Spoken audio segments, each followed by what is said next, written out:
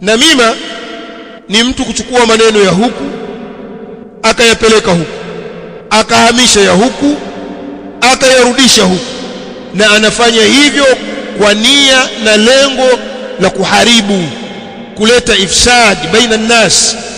Anafanya hivyo kwa lengo la kuleta uharibifu baina ya watu. Akachukua maneno ya huku akapeleka kule, ya kule akayarudisha huku.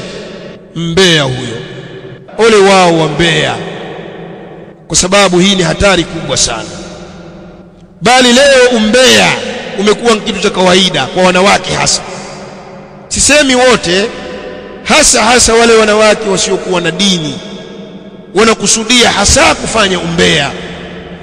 Mara nyingine wakawasikia wazungumza wazi tu bila ya haya.